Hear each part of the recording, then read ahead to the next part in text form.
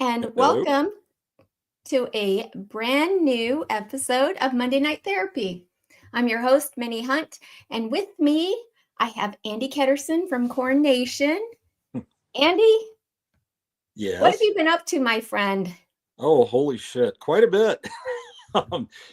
It's been a busy little fall, winter, and now I guess close to spring without a break. But yeah, it was football that took me to New York City, and then only had about a month off of that. I don't even think a month, and then softball kicked off, and we started covering that. And then they finally had their first weekend in Lincoln here.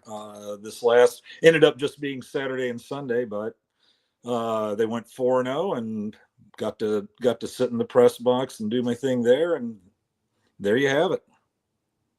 Very nice. They went 4-0, you said? 4-0. It wasn't okay. The field was Northern Iowa, South Dakota State, and Northern Colorado.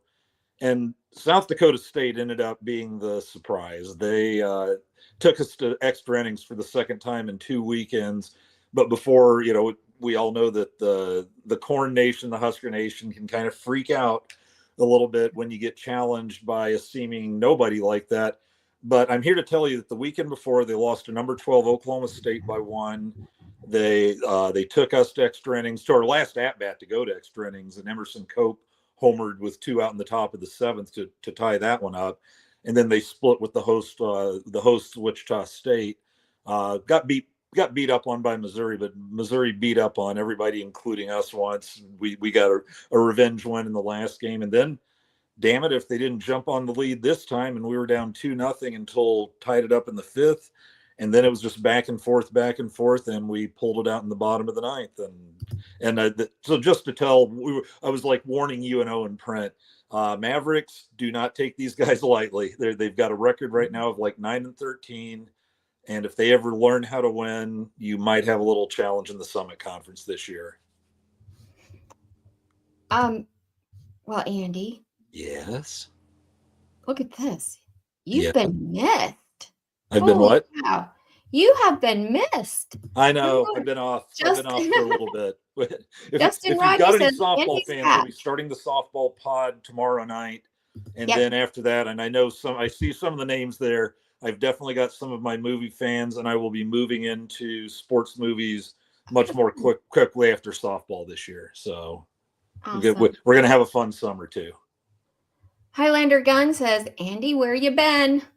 Everyone's missed you. I just haven't been on the pod, but I've been busy. The New York trip I was just like worn out. I thought about doing a pod or two after that, and I was just getting over cold and trying not to get a flu. And then by the time it would have seemed weird just to jump in with one 4 weeks later. And I'm like, I'll see everybody again soon enough. And so apologies for that, but I had a great time at football this year. We haven't seen you since December, since before the bowl game. The last pod, we did one the week before the bowl game, and that was the last one. Now, don't put your hand on your hip like that at me. We're going to get into the bowl game because that was awesome. It was totally unexpected how good it was. But first, I want to say hi to everybody that's here in chat. We have Pit Snipe Husker who says, Andy's alive. Dang it. Yes. He was at the top of his. You're going to make me get emotional here. I missed you guys too. Yeah. And then Beetle B says it was a damn nice day in Lincoln today. 83. That's what it was here. It hit 81 in Omaha. I was out hiking and I got off to a little bit of a late start. And I thought I was going to be in the mid 60s, and it was already it was like 71 when I went. And all I did was about an hour, like 3.5 miles or 4 miles. And when I was done, it was up to 78 or 9. So I picked the wrong time of day to go. I mean, it was fine. You're not dying, but that's about as hot as I like to be out walking on the trail. Beyond that, it just becomes how much suffering can you take, and where's the headbands and all of that. But yeah, it was very warm today. Yeah. Highlander says it was 70 in Alabama, and Husker Chuck went golfing in Omaha today. My man, I'm hitting the range tomorrow. I promise that. So You guys, this is so awesome. Thanks all for showing up. Nicholas Easton says, evening, everyone. Evening, Nicholas. All right. This is what we've been waiting for. Uh-oh. Tell us everything about the bowl game. Help us relive that. I could happy to do that. I was staying first. I want to talk about the hotel because that was just wonderfully, like, I don't know. It's the nicest like shoebox I've ever. What's that? It was in Flushing. It's like the Starlight or something like that. Had good reviews, and it's one of those hotels though that's just in a building like in the middle of the block. And I'm kind of trying to figure out which door is the one to go in. And it's the one next to the liquor store. And I mean, I think it had like 7 or 8 floors. And I get up to my room, and it's a nice bathroom, very clean room, had a huge big screen with like all kinds of free streaming channels. And the room, I would say, never extended more than like 3 feet from the bed in any direction. Big, nice bed. Tiny. And it's just one of those little boxes, but very well kept. And so, it was rainy pretty much the whole time I was there. It actually stopped raining during the game, but as you saw from some of the slip and slide experiences there on the field, the field was quite wet. It had been like raining all night, drizzling all morning. The fun thing about the press box there, open air, no windows, no nothing. It's a baseball stadium. It's Yankee Stadium. Oh yeah. Now, thank goodness it wasn't that cold. It was probably about mid high 40s for most of the game. It might have pushed 50, but that still makes for kind of chilly when you're just sitting on your ass most of the time. I admit, I'm not a Yankees fan. I'm a Braves fan, but it was a nice check off on the bucket list. It was my first trip to Yankee Stadium, and to be sitting up there where, some really famous guys have called games, you think about that a little. And then the game itself, wow. So much of that, I mean, the game itself, Ramir Johnson, amazing. I love Ty Robinson every time he came in on offense. We're all just kind of, you don't cheer in the press box, but you can't help but smile and like fist pump a little. And, and here we were watching special teams, supposedly gonna screw the pooch for us one more time, and this time they're not letting it stop them. They fire a pass right out of the gate, which I was thrilled about, because I'm up there going, I swear to God, if they just do 3 dives into the line and punt it and hope for the best, I'm going to be very upset. But Ramir makes that last run with like Robinson pushing people down all around him. And I'll tell you what, when I finally got to see the replay on that, when Dylan got up to, he wasn't going to throw any punches, but he's up there letting him know he didn't like it. And they're trying to go, oh no, he slid like blah, blah, blah. You watch that dude is coming in for his head, and he just slide, and it just happens to slide under. That guy's trying to take it out. It wasn't worth the brawl. It was definitely worth a let's jump up and go screw you for doing that. And then everybody jumped in, and that was fun to see. And he, I think they'd been trash talking him some during the game, because when they did get it, he kind of gave Boston College the shush, and I like that. I like having a little energy, getting into it a little. I never have a problem with a little trash talking on the field, and most of the players are usually at about 90%. They don't either. And him going around to the crowd, the coolest thing. Ramir's from Harlem, so there he is, and they have to go pull him out of the stands to give him the MVP award. And I usually don't go to the press conferences after the games in Lincoln, because it's about probably 25 minutes to like go through the stadium, go across, get to the Hawks Center. They do it about 5 minutes, 10 minutes after the game ends, and they're piping it in anyway. So I'm typing away and then taking notes at the side on some of the quotes and stuff like that. I just wanted to go to this press conference. I'm like, all the real fans are watching the game. I don't think that many people are waiting for my article to pop to get their score. So I head down to the basement in Yankee Stadium where their press room is. And damn it, I get treated to that press conference where you find out Ramir's mother had died back in November, and he basically had not told anybody all year. He was sick. He traveled after the bye week, on the bye week, and she dies. And I think the only ones that sounds like really knew were Rhule and Emmett Johnson. They didn't really give any other names. And just you could just see the love the boys had for me. It was Dylan and him and Ty Robinson in the press conference. I got to ask them the first question and got some love out of them because I was going to ask Rhule and I was too late, but I asked them, which players who got all this extra practice time, who hadn't all year running with the ones, getting way more time, who stuck out for you. Ty Robinson goes, Shavers, of course, and McGahee, and it's but they already kind of been in there, although love the way they played getting full time. But then they call out Ramir goes Donovan Jones. He goes, Donovan played his ass off. And Donovan Jones is from Omaha North and true freshman. And then Dylan later in the press conference goes, I'm telling you what, man, after playing against that guy in practice with him on the ones on defense, Raiola says, I think he is one of the next legendary defensive backs, cornerbacks at Nebraska. Well, Tiger Toms, or some of you have heard me before, know that's where I like to spend my free time, finding about the world, stuff like that. That's where the North coaches and fans come after games to celebrate because they just play down the road at North. They don't have their own stadium. They play at Omaha Northwest, which is just over the hill from us. So I threw that in there and got a lot of likes. And then the Omaha North Twitter account came in and liked it. And then I saw the coaches and they were like, oh, thanks for, pumping Donovan up because they're just so proud of him. And yeah, that was all that together just made for a great experience. I mean, I literally got in afternoon before, flew out the next day at noon. So it wasn't like I was doing New York. Whirlwind. I was there for football and I was not disappointed. A lot of fun. Okay.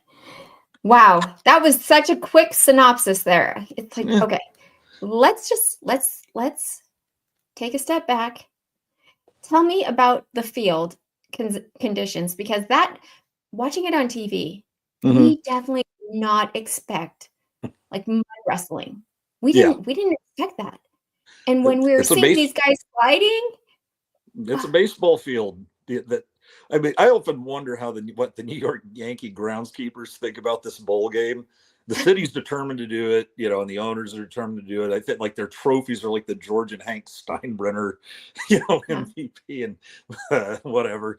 So I think so they're probably the grounds crew can go. They did everything they could to get it ready. I tweeted one picture out of them with their leaf blowers out there, trying going yard by yard up the field and trying to dry it off. It didn't look like they had so much trouble with their cutting. I didn't see a lot of guys cut and go flying. It was just on the full speed tackles where you just see them slide through the wet grass and mud for about 20 yards. And so everybody remarked on that. But other than that, it didn't seem like the footing. I mean, it's not going to be great, but it wasn't one of those where everybody you saw guys with their feet flying out from under them and that kind of thing. So they had to store the cleats in a different location. Really? They had some sort of container that they put cleats in so that guys could change out their cleats. Oh, okay. Because it was so muddy. Yeah. I mean, I'm sure they had different cleats for the mud. That forecast had been in the air for a week or two, so I don't think I didn't think they'd be unprepared for the muddy weather. But yeah, it wasn't so muddy where it was just slop, so it wasn't that bad. I'm sure they kicked up a little and you could see some dirt at the end, but it wasn't like one of those 50s games where there's just mud and no grass or anything like that. It was it was in decent shape to start, and they're going to chop it up. Could have been worse, but it was kind of funny to watch at times.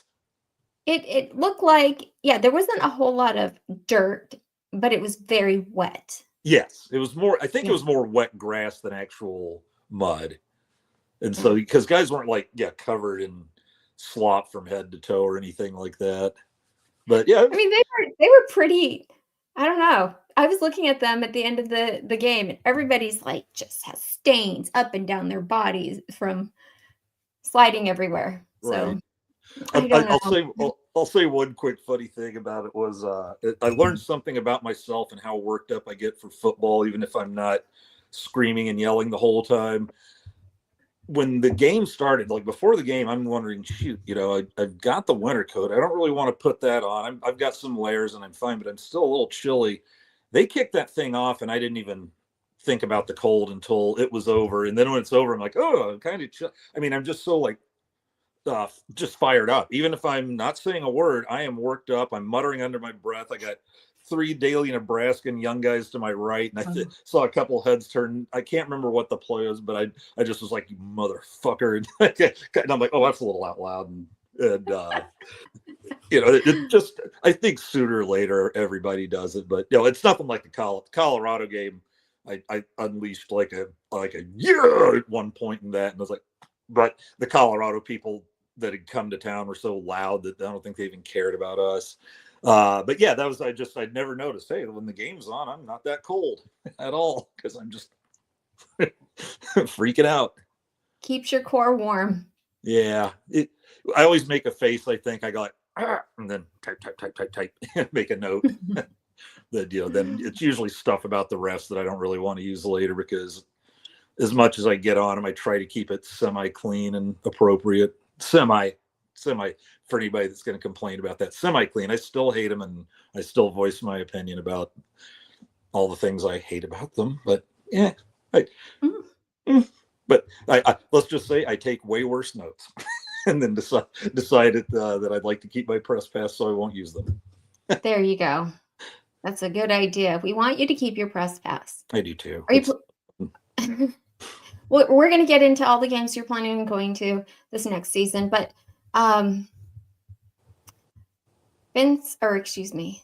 Highlander Gunn says Nebraska has mud wrestling. We don't have mud wrestling, but did you know we have wrestling?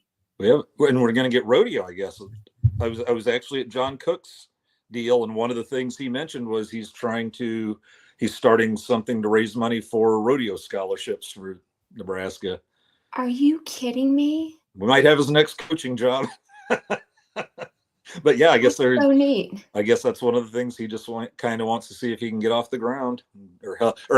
I think someone else started getting off the ground, and he was doing his thing to help. Nobody really got that deep into it because we were thinking of other things. But yeah, that he did mention that. So mud wrestling and rodeo. Let's go. Well, yeah, maybe not mud wrestling, but Vince Watson wants to know, not much mud in Arizona? Not usually, no. But the last couple of weeks, actually last week we had some rain. This week we're getting rain. And I think everybody's had like a nice day kind of across the country almost. But we're getting a storm. And I think Lincoln's getting a storm towards the end of the week too. So we'll see. You gotta enjoy the warm weather when you can, as Cheryl says from Facebook. It got warm. 5 days ago we had a blizzard. Now it's 81.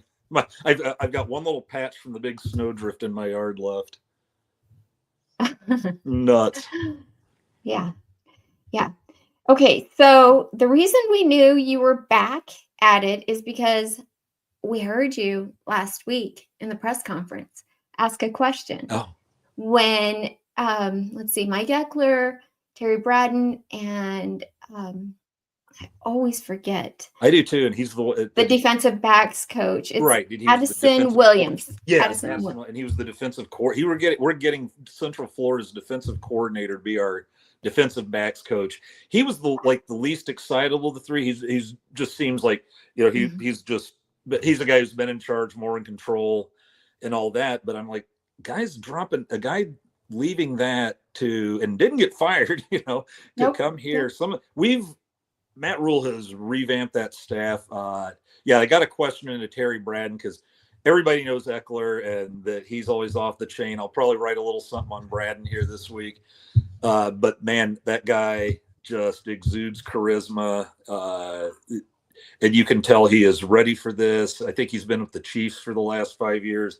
It sounds like he was the assistant defensive line coach there. And it sounds like those guys were so sorry to see him go. And it was a really emotional. Like the details, that's between us, but it sounded like it was a really emotional thing. Him leaving those guys like Chris Jones and George Karlaftis, 10.5 sacks each. So, he got me kind of fired up. So I asked him, I said, when did you know this was in your blood, or that you wanted to be a head coach? And he's one of those guys that everybody, they're like, hey, these are new guys, introduce yourselves. So, Andy Ketterson, Corn Nation. Andy, great to meet you. How are you today? And I'm like, I'm fine. How are you? And just gave great answers. Just seems like he's super prepared in everything he does. And I already wrote the article on Ekeler, and I think I did a pretty good job of giving everybody the feeling of what it's like to be around Ekeler again. I mean, that guy is just going to be a special teams coach, and he's been special teams and linebackers for how many years? He's coming back. He's getting a raise, but he's coming back here just to do that. And he's already, I wouldn't know all the details in the article, but he's already in love with Matt Rhule. Literally, some of the guys he's worked for, it blows you away to go, this guy might be the best leader I've ever worked with, talking about Rhule. It's like, you've been with Mark Richt, Bob Stoops, Bill Snyder, Bo, there's one other big name in there. It's like just to write, after around this guy's 6 weeks, I like him best. That to me, that was a little bit nuts, but had nothing. Obviously, they're on their honeymoon still, so there's going to be great things. But holy cow, that stuck out. That this guy might be the best leader I've been around. Well, all right then. Okay. Let me turn my phone off. Yeah, that's pretty incredible. Just already, we've only been live for what? I don't even know. 22 minutes. I've gotten chills twice already. Really? I'm so excited about this upcoming season. Just with, with Ramir, obviously. That's I love that story. That was unbelievable. None of us knew. Nobody knew had any clue, and I just kind of imagine what he's going through. And he tell you what, he channeled it. He had a hell of a day. I'm gonna miss that guy. See, now let me chip even in have one to come thing. back. Do you know that? Yeah, he didn't even have to come back last season. That's where I was going. Or he could have gone back and found a situation where going to get a lot more carries and touches, not in a backfield that started off four deep. And that's the crazy thing. And when people talk about like the transfer portal and stuff like this, I just want to throw that in there. You have some of these players, there's no loyalty anymore. Everybody leaves. Well, before, you guys were basically getting a 1-year suspension because your coach could give you a list of schools you're not allowed to attend, and then you lose a year of eligibility. So it's like you're being suspended for a year just because you don't want to be there anymore. And I say Ramir is one of the shining examples of why you're going to find out why loyalty. Now you're going to find out loyalty, because now anybody can go at any time. And now the ones that stick around, they're the loyal ones. Because back before, it's like, you just decide, hey, this may be bad here, but I don't want to give up a year of playing to do it. Now they're free to do whatever they want. Ramir chooses to do another year, chooses to stay at Nebraska to do it because, by God, that's where he wants to be. Now, that to me, that's case number one. Now you've seen loyalty, and I'm so glad he stayed. What a good dude! You could just tell the way like Dylan and Ty looked at him and talked about him that the team, even before they knew, just had nothing but all the respect in the world for the guy. Mm-hmm. We're gonna miss him. Guys like him and Jamal Banks, regardless of what they did on the field, they're gonna miss them in the locker room. For sure, yeah. So the other thing that you said was Mike Ekeler saying that Rhule was one of the best coaches he's ever worked for. Leaders, he said one of the best leaders. Yeah. Although, real quick, on his coaching, he said, "Hey, this guy's a genius." He said he could coach. He could be the position coach for every position on the field and do it well because he knows them all inside and out. And I'm like, okay, I've never heard anybody say that before. I knew, he'd done. The only guy who had close to that, don't throw things, was Scott Frost, because he'd been an offensive coordinator and a defensive coordinator. Mm-hmm. But then to have him say that about Rhule as well, he said he did it. This hiring, the new hires he just went through, he goes, this guy is just the best at hiring great teachers. And Eckler's really big on that. And they're all, you can hear Rhule in all three of their voices, because they all couldn't stop talking about, it's all about relationships. Well, how do you get a guy? How do you deal with a guy when you're like his fifth defensive back coach in 4 years or whatever it is, and new techniques and all that? And Addison Williams said, well, you just got to go get to know him first. Before you do anything else, you have to establish relationships, because before they're going to listen to you, they've got to trust you. And they were all just, it seems like everybody's in step on that as well. But yeah, And I just love the idea of some Ekeler freakouts on the sidelines for young people. They always talk about, what about the young people who weren't there? And he's there from like 17 years ago. And they asked him, hey, you going to be any different on the sidelines? Have you calmed down at all? And he just goes, he cracks and goes like, you guys know I'm a pretty reserved guy. And everybody laughed. And he just got this little gleam. He's got this gleam in his eye because you could tell he just holds back. And he just goes, if anything, I just get a little more energy each year. So no, guys, nothing's really changed there. And he goes, you just have to coach to your personality. And if I tried to dial it in too much, I wouldn't be me. And I just remember him getting wiped out by hip checks. His last go around as the Huskers linebackers coach, and he'd try to hip check those guys. He never got shot out of a cannon like Ty Robinson did to that guy. And like, was it the Colorado game where he sent one of those assistants flying? But he got not. Did he just jump up happier than ever? And he looks pretty jacked still. So I'm guessing he can still take a good hip check from somebody like Will Compton. Will Compton loves the guy. Oh my God. Yes, he does. Well, what's not to love? Yeah, exactly. Okay. And he's from Nebraska, originally. Yeah, exactly. Doesn't hurt. Beetleby wants to know, how many years can we do this? Been 24 here. Do like a rebuild or a great off season, or? I think that's what he's saying. Yep. Well, at least one more. I've got a little more hope than I feel like this time. How to put this? This time I'm actually kind of believing it, just with the guys he's bringing in, and then the fact that in the portal they actually had a couple of guys, and everybody's like, great, we got him, and then we didn't, because apparently they, nobody's being mentioned by name, but they're like, they got here, and you could tell right off the bat it wasn't a good fit. They weren't really buying in to what we were saying, and it's that point, you just got to tell them, I just don't think it's going to work. And usually what I'm trying to do is talk myself into it. Like the Frost off season with Mickey there, I was trying to talk myself into it. But at the same time, I noticed that Frost seemed to not be involved in the recruiting at all. You didn't really hear much about it. Was always like Mickey or an assistant coach. And, now with Matt Rhule here, it's like, you've got your assistant coaches coming in, but Matt Rhule's everywhere. And Frost was everywhere. And I always said, not to go too far down that road, but I always thought that 3-9 season broke him. I thought he felt like that was like an 8-4, 9-3 team. And when they were so close to that, I think that was just, that's when you started seeing the really goofy behavior, because I think he just kind of checked out at that point. But anyway, that's why I feel like I'm looking forward to this season. And Rhule made a great point, and I kind of like looked into it, but I'm like, I don't want to say it. It's like I'm trying too hard. That 6-6 with this schedule was several games better than that 5-7 with that schedule. Our 6-6 schedule was more like jumping. If it was I even think that 5-17 with all the if we played that schedule with this team, we're going like 8-4 at least. Not 11-1 or anything silly, but how many 13-10 games were there just because the pass game was zero threat, and they know we're going to run, and they're just loading up the line, loading up the box, daring us to do whatever. And this team had a passing threat, and its best one in a few years. And then because we had some decent rushers, and I don't know. I'm going on too long, but let's just say I like where we're getting. I like the turn I think we're about to make this year. We're going to definitely talk more about that.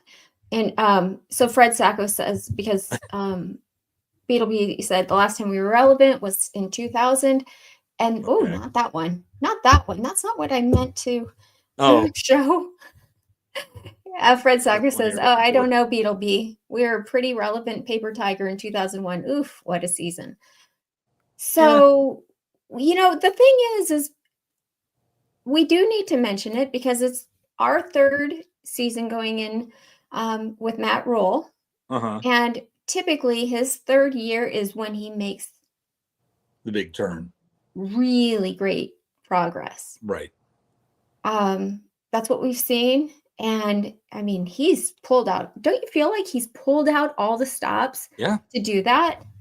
Here's what I think, and what I've been telling people is that this is the first coach that it started going wrong. After some things were going wrong after a couple of years. They're not necessarily down and out, but coaches were choosing to keep their buddies and kind of go down with the ship. And he was, he sounds like he managed to like keep the friendships, at least publicly.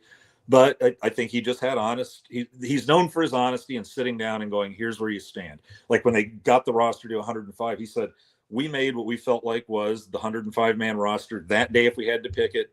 And when guys came in, we told them, here's where you'd be.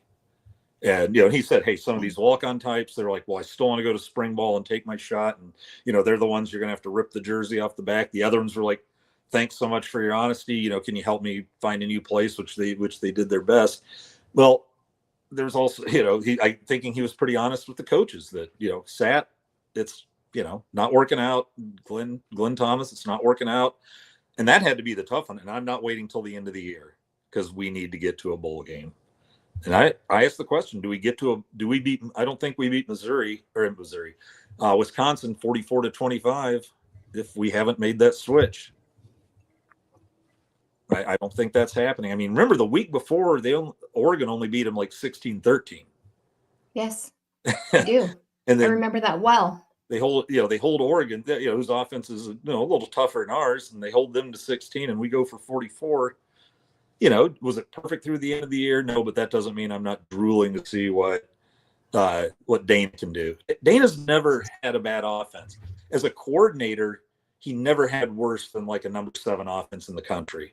As a head coach, it was occasionally top 10, but then he's not overseeing that completely as a head coach. But this guy's has never had bad offenses, and that maybe that's a good baseline for, hey, are we truly cursed? If we end up with the number 90 offense with with Dana Holgerson, maybe it's just time to start having one of those Ted Lasso burn some important piece of shit in a trash can and see if we can exercise the ghost that way. Get rid of it. Yep. Mm-hmm. But yeah, so that's what I guess the final thing is. It just feels more like we're doing the right thing instead of talking about it, bringing in a bunch of guys that it's not going to work out. There you go. Go ahead and talk about the quote you just put up there. Oh yeah. No, you go ahead and read it. Go ahead. Okay. Yeah. Starting with keeping Cosgrove, then every coach kept the problem ever since. Yeah. Even when we all saw it, like for me, it didn't, Bo still won his 9 games, but I thought his Cosgrove to a lesser degree was Papuchis. Because here's a guy who'd just been a grad assistant or whatever at LSU, and he made him our linebackers coach. I didn't agree with that. I mean, yeah, I know, who gives a shit what I think. I realize that Husker coaches can care less what the guy raving about in Omaha thinks, but that shouldn't be your first job, a position coach at a P5 school that's been still ranked in the top 20. That's where I'd ask you to define relevance. If relevance is getting to the title game or staying in the top 5, no, we haven't been relevant since 2001. But we were relevant with Bo. We were going to bowls every year, and the mumble Mike Riley. But yeah, it just feels like he's doing the right things. Yep, he had Papuchis, and then he made him the damn defensive coordinator. This guy's like 3rd year being a coach, and he's a defensive coordinator at Nebraska, and then he kind of abandons him to go work more, I think it was with Beck, on the offense instead of your first year coordinator ever, and kind of leave the defense to him. Yeah, I always wish Carl Pelini had never left, and then maybe we wouldn't be where we are in now. That boat. But yeah, that's when the D started to get, I felt, kind of shaky, and then after that, yeah, Riley just brought his buddies in when he had guys like Kevin Steele wanting to coach here, Ed Orgeron wanting to coach here. And then, who's the ass, Eichhorst decides to get involved. And actually, here's how you know when you're a beta male, which you should never be as a head coach of a program. A weenie like Eichhorst, who hid from coaches in his office, forced Riley to fire Banker and hire Diaco.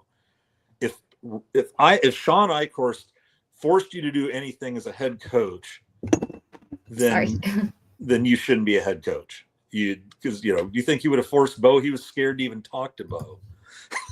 But that was another whole goofy thing there. And then I don't know if we had Frost brought his whole staff from UCF. I'm never that opposed to that, that much. Really? Those guys on paper had a good resume, but triggers needed to be pulled there quicker than I think they were. But yeah, Matt Rhule pulled triggers. I mean, some guys left on their own, but I think he pulled the triggers that needed to be pulled. And I like I like Butler in there. I think he knew White was off one way or another, sooner rather than later. And I think the Butler hire was, I'm getting potentially my next defensive coordinator in place. So yes, I agree. If it works out, credit, he's playing the long game. Okay, so you mentioned Bob Diaco, and I forgot to talk about this. He got hired as the defensive line coach. Oh, shoot. Thumbs up, Bob Diaco. I set that thing off sometime. I can do this, and it won't happen. Yeah. I don't know if I'm just supposed to flash it, but yeah, every now and then, thumbs up. But go ahead. No thumbs. So, yeah, he got hired as the defensive line coach at North Carolina under Bill Belichick. Sweet Jesus. All right. Well, at least we know that. Well, and who knows? Maybe it's a case of you're fine as a position coach. But God, and that was one of Icor's most embarrassing moments ever for himself and Diaco, because remember when he had all the coaches, all the head coaches in there, including John Cook, for God's sake, and told them this man, and pointing to Bob Diaco, might be the finest coach on this campus. And then they played the first game, and I'm like, well, the finest coach on this campus apparently has no answer for a bubble screen against, was it Arkansas State?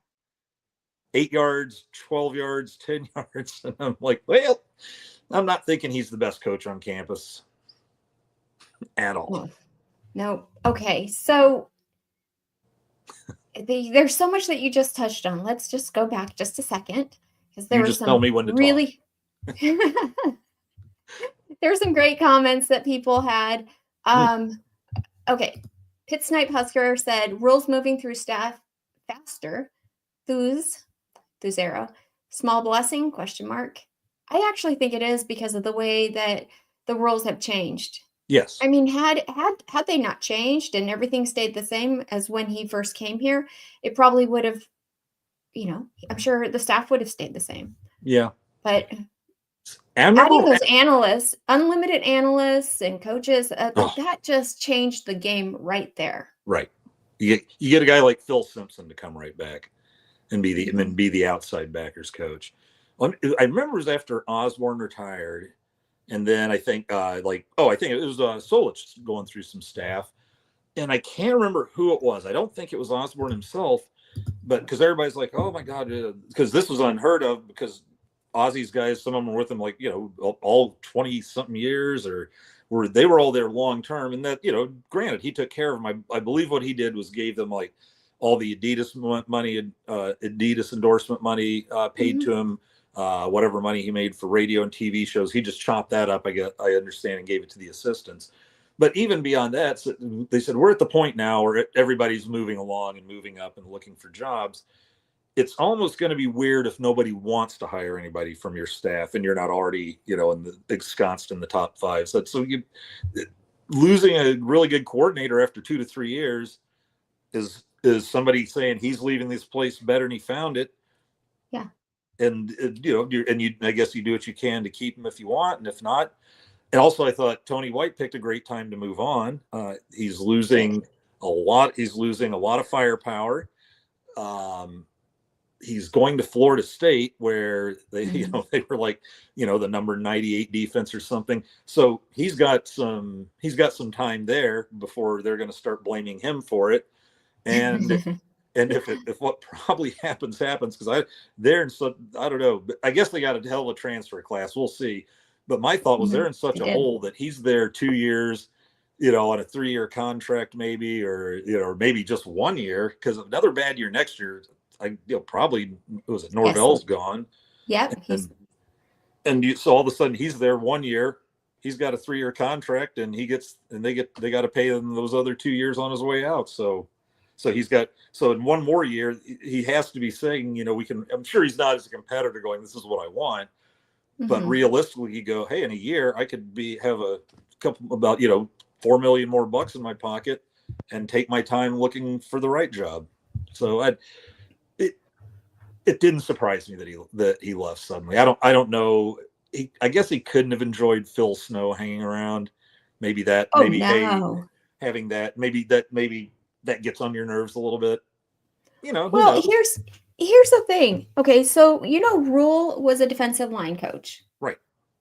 And he learned under Phil Snow, who Yes. learned under Rod Marinelli, right? Yeah. And they are big on the 3 technique, and ball skills is everything. Like just repetitive, trust in the process. And I just feel like Rhule really wanted the defense to echo what he knows best. Yeah. And that is that coaching tree.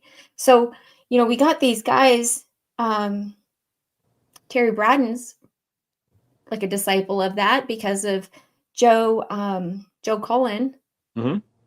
Yeah. So I just really loved all the things that he was putting forth in that press conference, how he's talking about, we're going to teach the fundamentals of getting set, doing the 3 technique. And I listened to a YouTube show that Rod Marinelli was talking about what why his defenses were so good.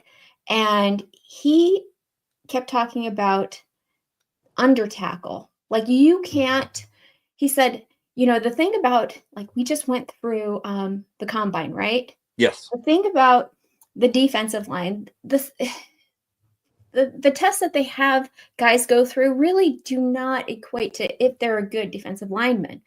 He said the best way to find out if they are good on defense is the broad jump.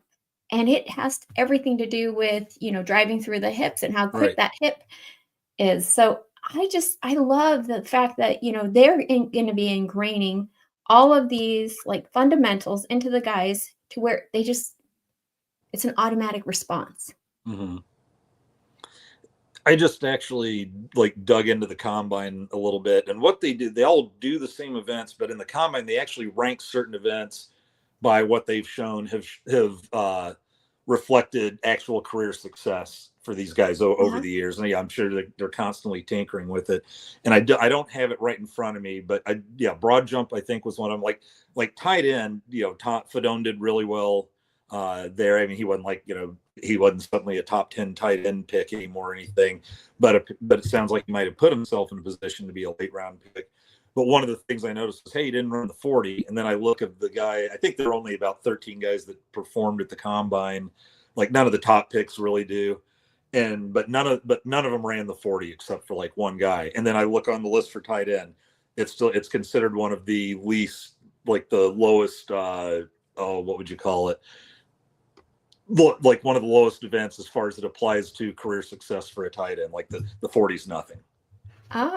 And so I was wondering, why didn't he run it? Because he's always pretty fast, but it's like basically they all know it doesn't mean anything. So why bother?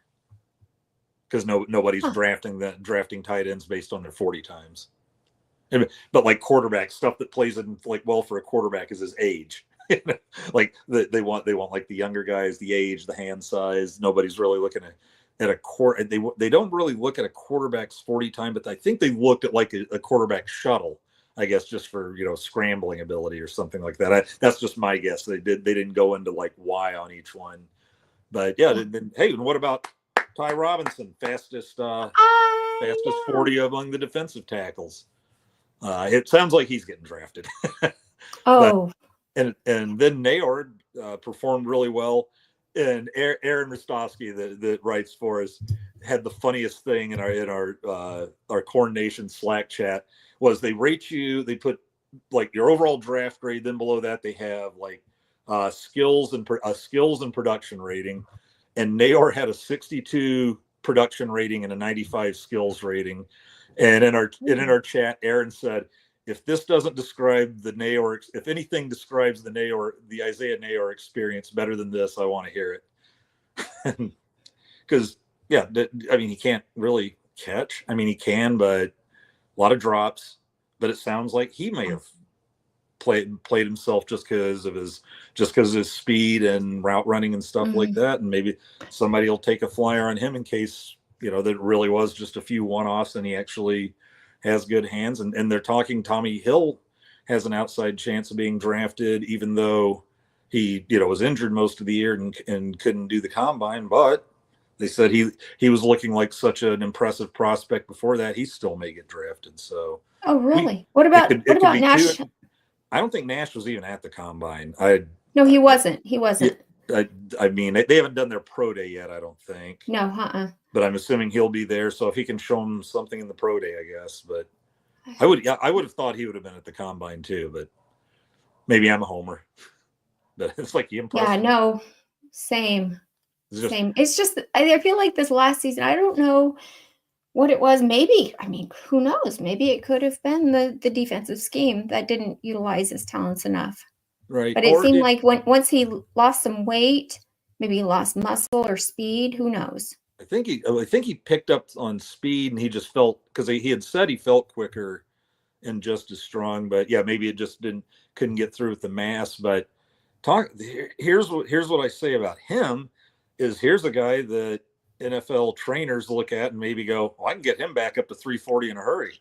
And I can do it with the right way. Yes. Not. I shouldn't make fun. That sounds like I'm taking a jab at Corey Campbell and just the fact that some of these guys are doing this at the combine. I think are a product of his work.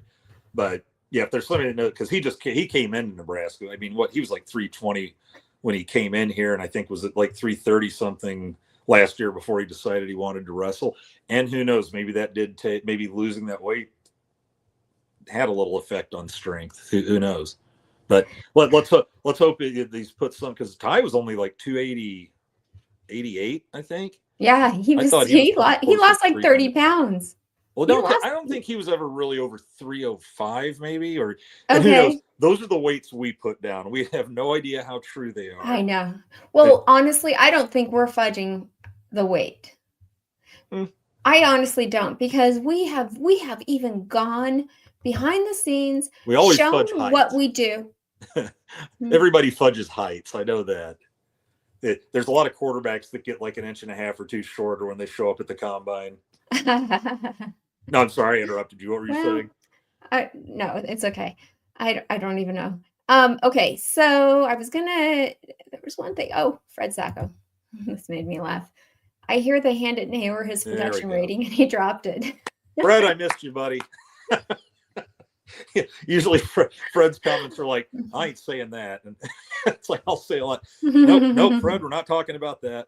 And he doesn't care. He keeps letting fly. I miss you, Fred. Yes. Oh gosh.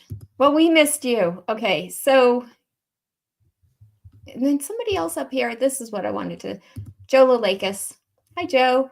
He says, Tom Osborne spread his endorsements and bonus, if any, to his assistant. Correct. And I think that I don't even know if T.O. ever made $1 million a year.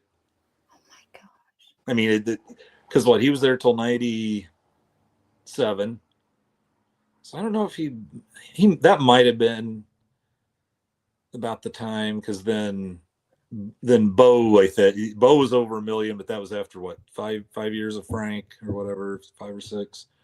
Or was it? Yeah, something like that, 5 or 6.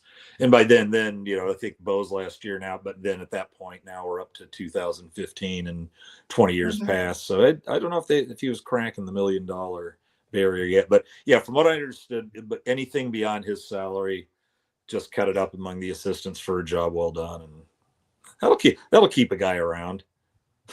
Yeah. No kidding. I love that. Wow. Okay. Fred also says he missed you too. Like a Dylan Raiola errant pass. I know we're thinking, let's put it this way. I know we're thinking bigger, because I actually had a couple of people tried to like bark about Dylan's performance. And I was just like, oh God. What? Say that again. What did you say? I'm just like Nebraska fans barking about Dylan, like, and all this. And yeah, it's like, sure he missed a few passes, guys, but he's a freshman. Freshman.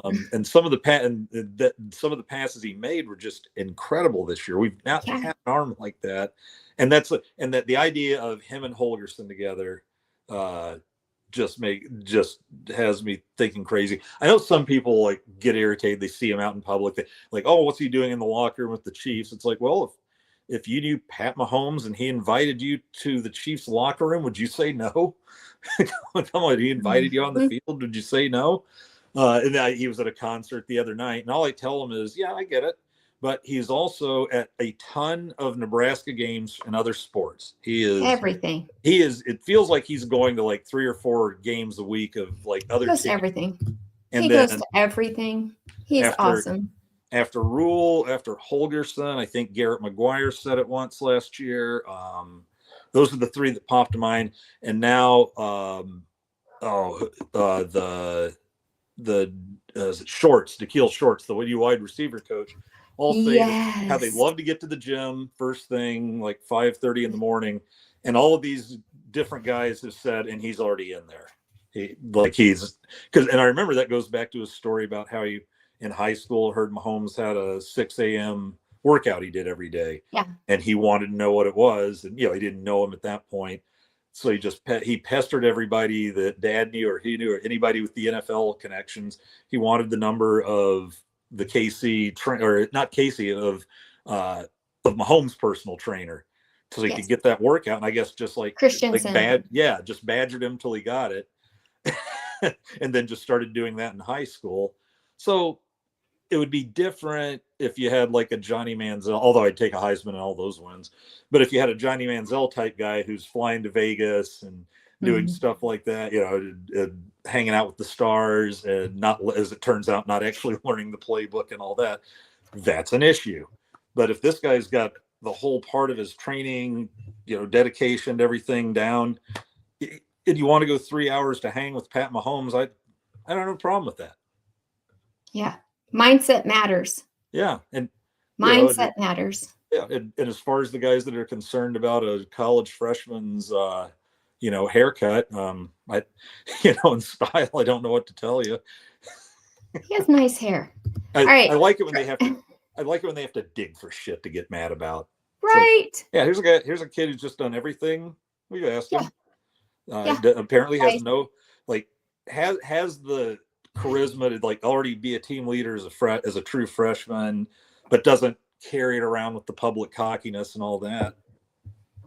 That's all you can find is Pat. He wants to cut his hair and jump like Pat Mahomes. Yeah, I'm fine with it. Not irritated. I don't know how he handles that kind of pressure. I couldn't do that at 19.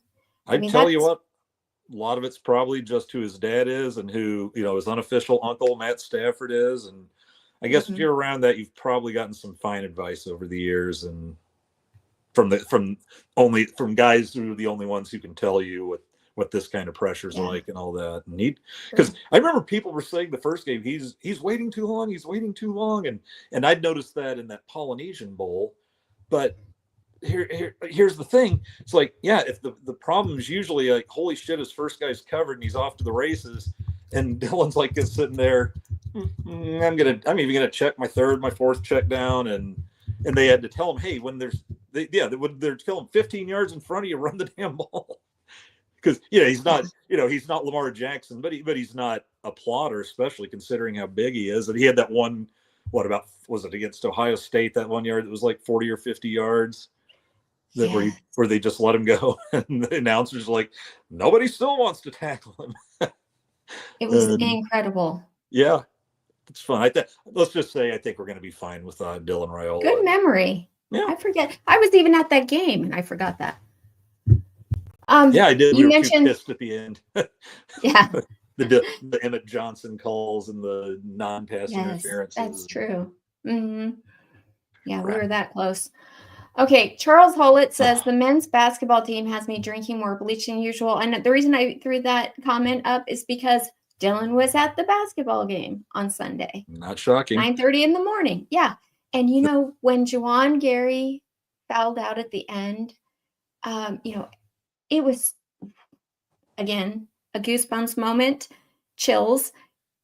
when the Iowa Hawkeye basketball players walked up to him and started hugging him out of just respect for the way that he plays the game, just with so much heart and emotion. And, you know, Coach Hoiberg, and then, of course, his assistant coaches and other teammates. And then he's standing back there, and, you know, there's tears in his eyes, and he's wiping it. Right. And Dylan walks over to him and hugs him. Yep. I remember what when Nash wrestled his first match last year, and there's Dylan in the football team at that game, and the first time I met him was a damn softball game. He had like 4 of the other freshmen with him, and they came out to watch one of the early softball games last season. Oh, you met Dylan, did you? I just went up and just introduced myself real quick. I'm sure if I went up again, he would be like, "Who?" And it wouldn't bother me one bit. No, I just say they all seemed like just really nice kids. You know, that's one thing. It's fun to go up to some of those guys, and you realize they're kids. And Dylan especially. I mean, he's mature beyond his years. He's got the coaches talk. He's got like that football savant knowledge going. But he is a baby. He's a baby faced kid. I actually felt like I was taller than him right up until I got next to him. It's like, no, this is guys like an inch or two taller than me. And how tall are you? 6'1", 6'1.5", something like that. Okay. Well, I never think that, because the only time I ever saw him in person, I was at the airport, and I looked over, and because of his height, and he was a teenager. I mean, still, but yeah, I was like, oh, that must be some sort of players. Well, so it sounds. It'll be funny to see how big he is then, but it sounds like Dayton Raiola is still growing, and he's a big boy too. I know, and he might throw the ball. I've seen some of his tape, and he doesn't have Dylan's touch, but he might be able to throw it far. He might. I can't wait for him, because he seems kind of goofy, and I mean that in a fun way. It's like he's a little more loose. You know, Dylan's always, Dylan will smile a little, but he's usually pretty serious about things.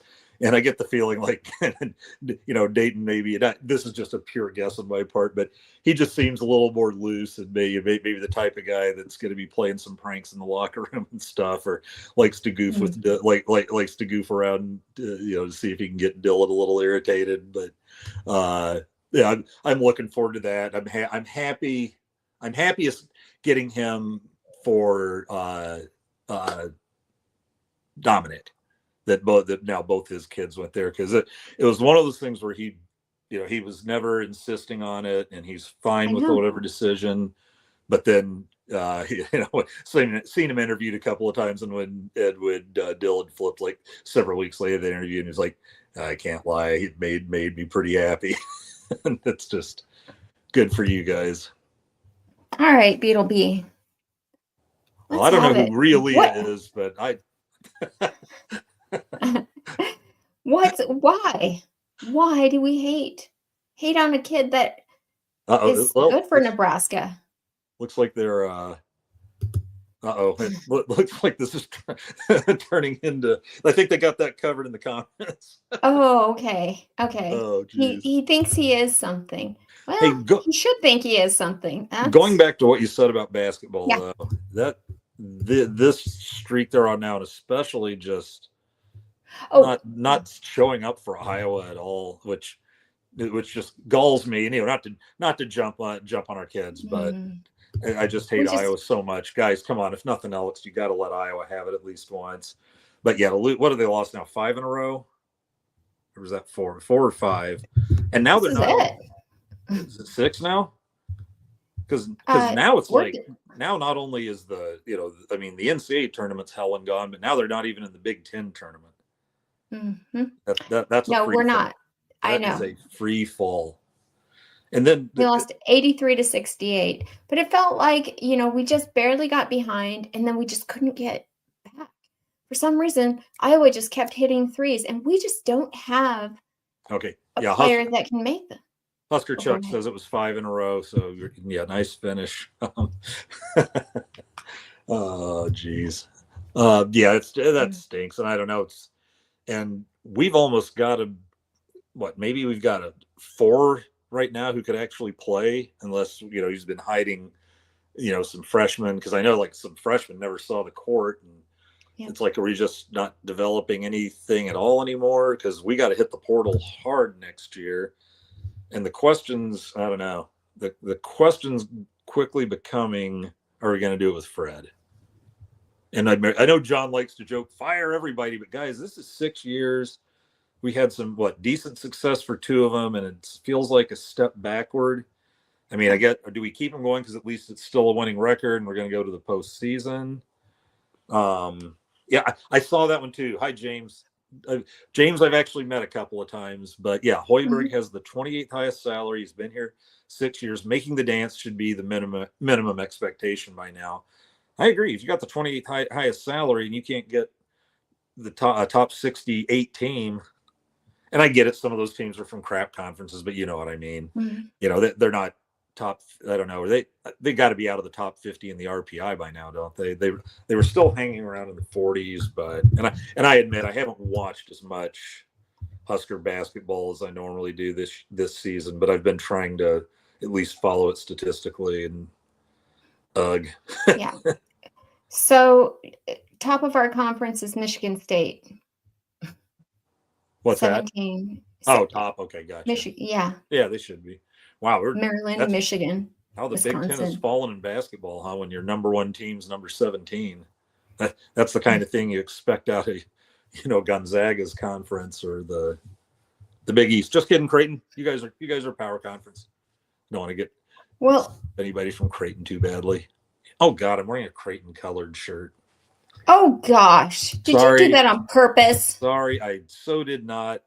I may have worn the Georgia hat occasionally on purpose, just for fun, but no, this was an accident. This is lightweight hiking shirt. Apologies to everyone. There's no Creighton logo anywhere near this thing. I own nothing with that on it. This is maybe a couple shirts with this color, but no. Okay, don't buy any more blue shirts ever again. How do I leave the studio? You're okay. Yeah. Husker Chuck says we lack a point guard and dominant rim protector and a 3-point shooting threat. Other than that, we're great. Yeah. Well, we'll have and he's not really the dominant. We'll have Rink back. But now I start wondering, is Rink going to come back when he sees the pile of shit waiting for him? Yeah. Oh God, I don't know. Yeah, no J-Skers, Tiger Shark. Sorry, I saw. Please, no J-Skers. No, never. Ick, poo, pee. I'll do my best Iron Sheik. For you old school wrestling fans. Did you get to attend the press conference with Phil Snow? Was that the 2 weeks ago? No, I did not. Yeah. I wasn't able to go to that one. Oh, did you watch it? I'm sure you watched it. What's that? Oh, go ahead. What? I was just going to say I'm going to the Matt Rhule's going to be there with some players tomorrow morning, and I'm going down for that one. I got one for all the spring and fall practices this year, or the ones the press can go to. Did you really? I did. I'm so jealous. Yeah, we'll see. I was joking with somebody. Hey, well, I'm not sure what I can really write about that, not being down there, and unless the coaches are really screaming. I've never been to one of those practices, but I always wondered, it's like, well, there's some kid named 38 or number 38 that was doing a good job on the up-down drill, and from the 10th row, it looks like Dylan's really working on his leadership skill. I mean, I don't know what I'm going to – I'll get down there and probably go to a couple. And I think those will be the ones where he does a press conference afterwards. So that's probably going to be the main gist of it anyway. But I figured that'll be fun to see everybody, see how, some of these guys throw, run, catch, or whatever that, are coming in new this year. Get a look at the freshmen that have graduated early. So I'm excited for that. I admit it. Yeah, me too. I'm so excited. Do you think, okay, I'm going to take a couple more comments because people are talking about spring and, what's going on. And I'll have, not in the next 2 minutes. Let's do this one. I'll have to go, but yeah, let's see the comments. Okay. Says Pitt Snipe Husker says there's going to be a purge after spring camp. Yep. And then Justin Raji says we're still at about 125 right now. Yeah, something like that. I think that was the number Rhule gave in the press conference he did a couple of weeks ago, where he talked about that a little bit. But yeah, there's just some of these guys that were like, yeah, wait, well, let me see if I can, I guess, train my ass off and take one last swing at it. Yeah, I remember he described how my thing was like how he wanted the last 10 guys on the roster to be, and he was like, those are guys that are going to be like locker room guys, effort guys, guys that can play multiple positions, that kind of thing. And so he's got a plan for all 105. I think his quick story was, it's going to be like 2 NFL rosters, but when he explains it almost ends up being a larger one, then a smaller second team, and then the 10 guys at the end.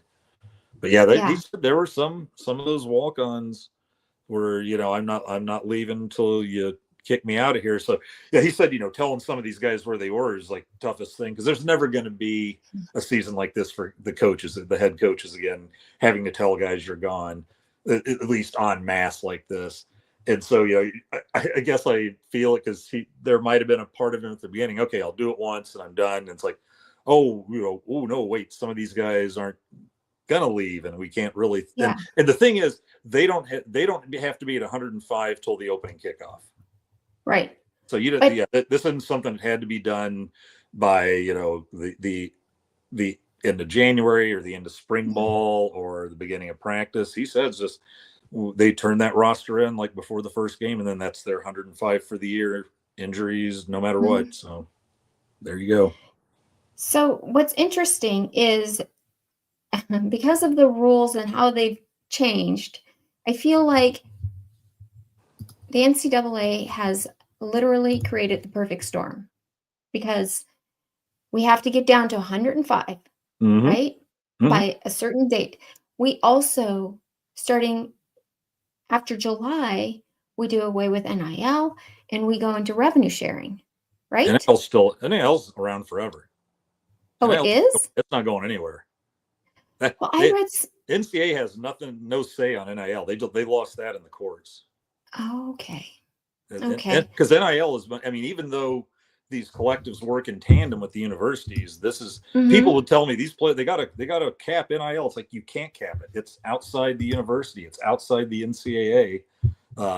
Because basically everybody else in America was allowed to make money on their name except for college athletes. Yes. Yeah, so they can't use the logos or anything without the university's permission. But no, they can now be like anybody else. And it's basically still boosterism to an extent, but at least it's on the table now. And I think this year was a great, it wasn't the first year of NIL, but talk about with it in place for a couple of years. Everybody was like, oh, and then the rich are just going to spend the money like crazy on the best teams will just get better. Oh, did they? Here was Georgia preseason number 1. Hey, Georgia's my team 1A. Georgia was never the dominant, even close to being a dominant team this year. Very good team, sure. Deserved to be in the playoff, but they weren't a complete team. Alabama, you're not even in the playoff. Ohio, and let's put it this way, Ohio State, they all talked about their $21 million NIL team or whatever after they won. Well, guess what? They were 7th or 8th, something like that, going into the playoffs. So it's not like they were number 1 and whipped ass. I do believe they do have to, like, hey, let's just seed it. Don't give conference champions a break. Let them in, but don't give them a break in the seeding, because that goofed things up a little bit. And that's something they could probably safely fix, and I don't think too many people would champ about. But no, Oregon was undefeated, but did anybody really feel like Oregon was going to run the table? So because who are the 2 finals? Like 7 is either, I think 7 and 8, Ohio State and Notre Dame.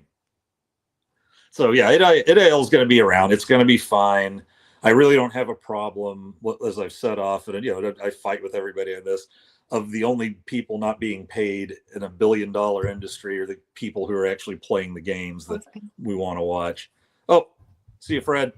Fred had to leave. But yeah, NIL's not going anywhere. They're still trying to figure out the revenue sharing. Because, that's what I wanted to know. Rhule has specifically said that it's going to even out the playing field. How is that possible if we still have NIL? Well, but the thing is, people have to start thinking of NIL as being part of something that the NCAA or anybody can fix. You just need to understand these guys can go make money on their name whenever they want, however much somebody's dumb enough to pay them, I guess. But here's one fly that got thrown in the ointment, and usually I'm all for Title IX. I think in the college landscape it's fair, but then the Department of Ed, and I think they may have already backed off on it, and it wasn't like an insistence; it was more like the recommendation or whatever, where they were saying, "Well, you have to pay all the men, all the women, all the sports equally." It's like, well, no, here's the thing: revenue sharing. It's like, no, you don't get revenue sharing if your sport doesn't make any revenue. So the school can distribute that revenue as a way of, helping keep players that keep that revenue coming. So, you're probably not going to get a lot of revenue. Like in softball, I think maybe you'd have some for Geordie ball and very little for anyone else in softball because it's not a big draw sport. Wrestling, they might be frightened to hear because that is not a big money sport.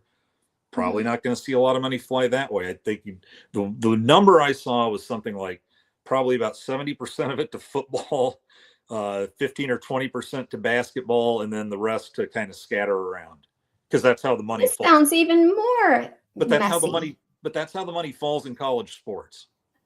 Okay. And so because revenue sharing, this is like, all right, we're finally admitting they're in college, but this is a pro sport, and I'm sorry it was a pro sport the first time they took TV money and started paying the coaches more than a professor at the university. At that point, it's a pro sport. You're just being weird by not paying the athletes. So I'm fine with it. Don't forget about volleyball. We'll see at Nebraska. That's where you're going to see some money go. I don't know how many at Texas. I don't know Wisconsin. I don't know how many. It's not going to get spread around that much in volleyball unless they want to do it as a way to stay with Nebraska and all them and get the players that can at least stay in the top 10 with these guys. But I don't think you can have a government agency or the NCAA come in and tell you who you have to pay that revenue sharing to, because you know what's going to happen. You're going to lose that in court because the courts are going to go, again, this is a pro sport. They can pay whoever they want, how much they want. And then you can make salary caps there, and they're capping your total amount you can pay out. Rhule did say that on the Pat McAfee show that he's hoping that there's contracts. Yeah, we'll see. I'm not sure. I have a feeling it's still there. May be there's going to be a contract probably as far as the amount, but as I understand it, there's not going to be like long term, like anything over 1 year. There's still. There has to be. There just has to be. Treat them all. Make them stick around. Vince Watson says, I thought that profit sharing was going to have to follow the Title IX. But Title IX has nothing in there about profit sharing. What he's probably saying is then you have to distribute it equally like everything else. But this doesn't. Title IX never dealt with like revenue at all, and that's what they're trying to say is yes, it is, and it's like no, it isn't, and because this isn't, and it's also not a men versus women thing, but it's just what do we get to pay is the starting quarterback for Nebraska going to make as much as a guy on the rowing team? Well, I don't even know if I don't know if that's a club sport or not, but is he going to make as much as somebody on the swimming team? I'll tell you, going to Nebraska games, softball games, and and this is a Geordie mania, but that doesn't extend to the road either. What you see on the road is about what I would see at college, like the high school hockey games I took my daughter to, or her college hockey games. All you see going on the road are friends and family. There's not a contingent of softball mad fans that follows them. It's older people, it's kids, and I'm like, hey, who are you? I coach and maybe they're old coaches. I coach so and so. I'm so and so's dad. I'm so and so's aunt, and that sort of thing. And they'll probably get like 1,500 for some games this year, maybe a little more. And some big, if you get some big conference names in there, but but the courts are going to go. The courts basically have said, here's the money. Here's how much you're allowed to spend. So I think what you got there is the most important thing. You got a salary cap, because if you didn't have a salary cap, then you're gonna go back to now we need more donations to pay salaries, even as much as they all profit. They don't want those profits to go away. Well, but now you've got like an entire show on how this all breaks down once we know more, because I'm so curious to see how everything just kind of like gets distributed. Yeah. They don't know yet is the thing. Well, yeah. And so I think that 105 players on the roster kind of, that's a lot less than what we had before. Yeah. And we're dealing with a whole lot more money, it sounds like. And to be honest, though, because some people are like, oh, it's so bad for these walk-ons. I'm like, you've still got almost 5 deep if you just divide 105 by 22 or whatever.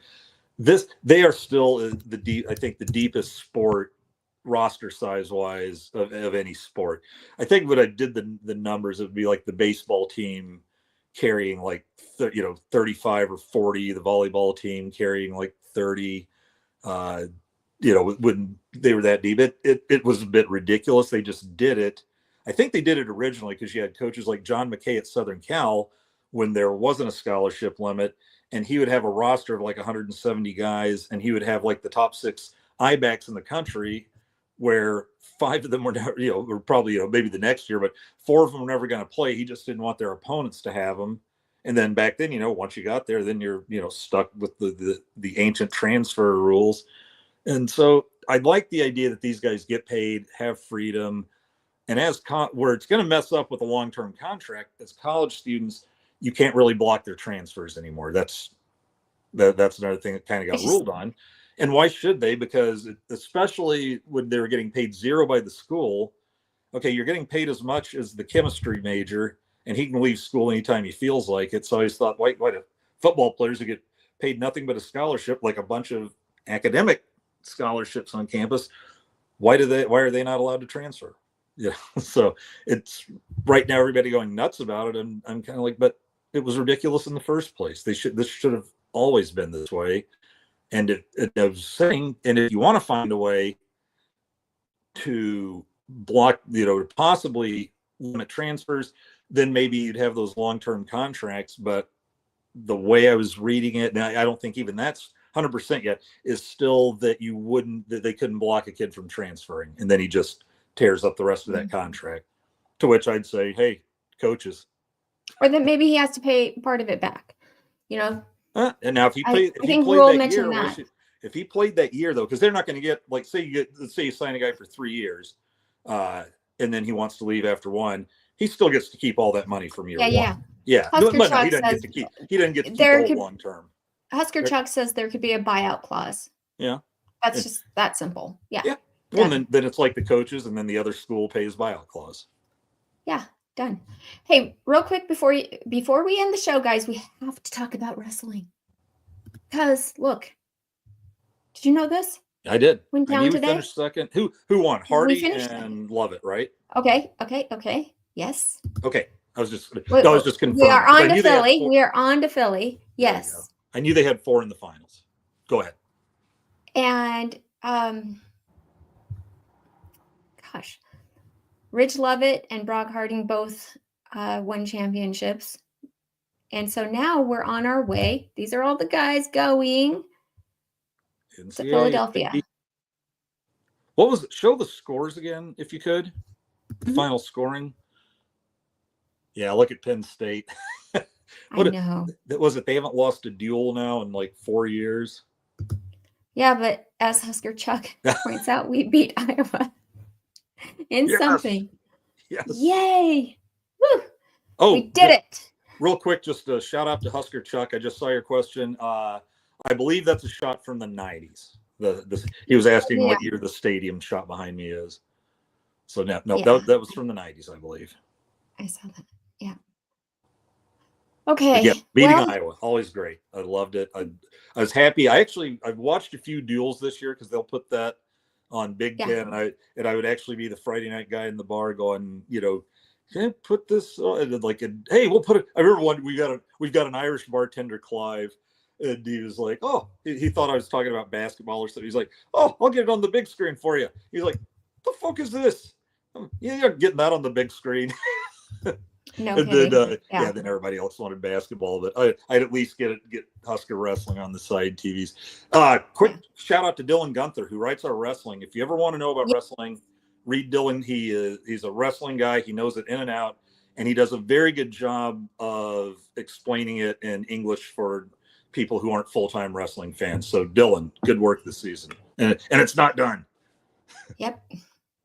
And Husker Chuck points out, I've watched the duels on YouTube. Yeah. Yep. That's where I watched the last one. So, all right. Well, we're going to wrap it up. And don't forget, guys, to like this video, please. And don't forget, you're going to start a softball show tomorrow, right, Andy? Season 2 of Husker Heat. Husker Heat. And this time we're not stalling. Remember last year we got it going and then Jordy got hurt. Yeah.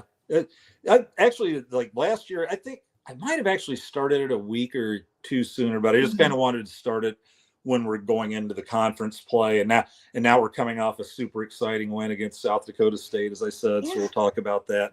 And Miley's on there with me. My daughter Miley, you guys probably know her. She'd pop in. I got her to pop in on the movie pod a couple of times, and then people were wanting her back, and she gets so nervous doing these things. But I'm like, you're doing fine. People ask for you back. They like you better than me. Come on. But she'll be there. We went to our first games together Saturday and hung out for a while. So good times all around. But yep, Husker Heat 8 p.m. tomorrow night, same time as this, and we usually just go for about 30 to 45 minutes on that. So it's not a full evening investment. Yeah, right. Okay. even though I am there and I tend to. Yes, you do. That's okay. I'm so glad you came, Andy. Thank you so much for talking about the bowl game, talking about our upcoming coaches that we have, and just we didn't even get to talk about what games you're going to. Dang it. What game? What you mean for softball this or upcoming season? No, pretty much for football. No. Oh, we'll football? save it. We'll save it. I don't know. We'll see. I'd like to do a road game, at least one road game this year in football, and hopefully a bowl game in a warmer place. No offense, New York, but Jesus Christ. When the other options are like Nashville, Tampa, and Arizona, like, come on, man. I'm in the drizzle in New York, and a week after Christmas. Come on now. But no, I'll be happy wherever I go. I'm sure. But no, thanks for having me very much. I tell you what I'll do is I'll try to dig in a little on where we are exactly now with whatever's going on in the courts with all that, and try to get some info. Maybe pop in for you guys for like 10 minutes or so some night. Yeah, I would love that. Tell you what I found, just so I'm not guessing. Good deal. All right, you guys. Well, thanks again for watching and for all your wonderful comments, because this is our community where everyone's voice is heard. And if you are available tomorrow night, watch Andy with the softball show, Husker Heat, and then again, tune in Thursday for the 5 Heart podcast with Greg Mahachko and myself. We'll be talking more football. So have a good night. Go Big Red. Go Big Red. Yes. Go Big Red.